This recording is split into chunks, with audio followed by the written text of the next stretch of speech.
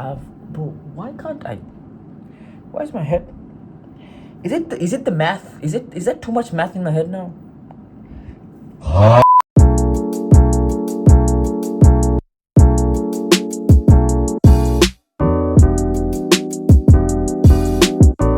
Oh my god. Okay, I haven't done this in a very long time, so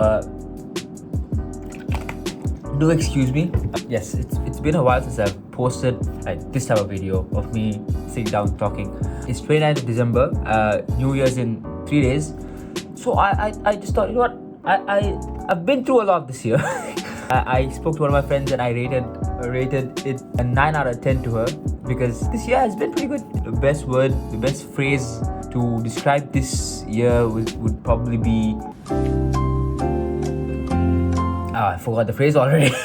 There was so much going on and there was so little time, but I do know that throughout everything that has gone through, I enjoyed some aspect of it, and I'm grateful for going through them, because I've gained so much from the experience I've had this year. And hence I'm here to share five of the main things, because there's a lot that's been going on, but there's 5 of the main things I've learned this year. Starting off with number 1 is I think it's a cheat code. I don't know where I found this. Maybe it's on a video. Maybe I found it myself. And learning the art of this made life so much, like, it just changed my whole perspective on work and everything. It made me 20-30 times more productive than I was before. And as a university student, you need to be productive. As much as you're having fun, you need to be able to stay on track, and to keep up with your competition, you need to do a lot. So you see this much hair. I haven't been able to get a haircut. Why? Because I don't want to say the word, because I'm going to tell you the point. The point is, you're never too busy. You're just bad at time management. I tell this to my brother, because my brother is very, very stubborn, and he always says, bro, I'm always busy. He never calls me, he never calls me. I have to call him, which is unfair. And he's like, bro, I'm so busy, I have this and I have that. I'm like, listen, you're not too busy, you're just bad at time management. And that phrase, bro, changed my entire view of everything. Some people, they have like a whole planner.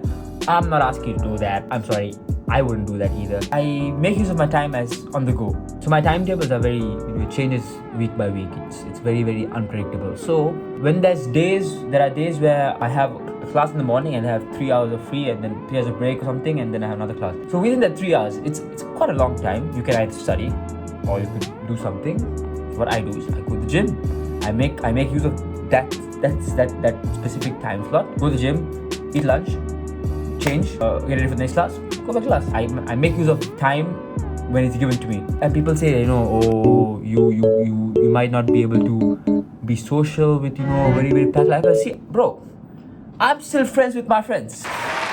Take it from me. Life cheat code, trust me, okay? Another thing I learned is don't get attached to things that aren't yours yet. You're getting attached to the idea, but it's not there yet. You basically tend to spend so much of your energy trying to get to that idea. Don't do that. You wait for it to come to you. Life takes you on its own journey, and you have to just trust it. You have to trust it. You can't change the course of life. Yes, you can change your fate. That's not the issue. The issue is that you still have to wait for life to take its course on you, and you make the best out of it. So don't get attached to an idea that's far away from you. Wait for it to come to you. And then inshallah, if it works out, it works out. Yeah, so this links up perfectly to the next thing, which is don't worry about things that aren't under your control. You cannot change the outcome of anything that's not under your control. If it's not under your control, let it go. Let it do its thing. Okay, maybe it's something big, but it's not under your control. Then what are you gonna do? You can't do anything to it. Exactly. Don't worry about things that are under your control, because that's extra stress. Let it do its thing. You worry about your things that you yourself can control, and you can make changes to it. That's another phrase that I live by. There are bigger problems in the world. If you're able to see this video, I'm telling you right now, there are bigger problems in the world than you're dealing with. And I know people will be like, oh, you can't say that, people are going through that. You can own a phone, you have a roof over your head, you have food to eat every day. There are bigger problems in the world. The thing that I want to bring up, and it's a little, maybe cringe, it's something I've taught myself.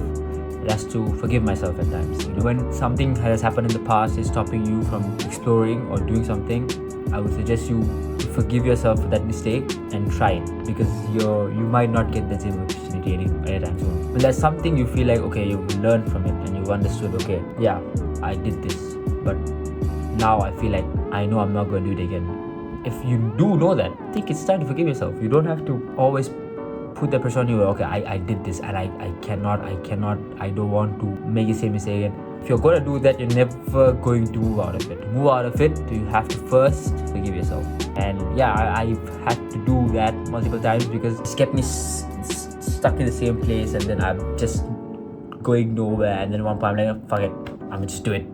All right, let me give me. I need to do it. Okay, and I did it. I mean, of course, not every time. You need to hold yourself accountable, 100%. That's linking up the next one. Number 5 is hold yourself accountable.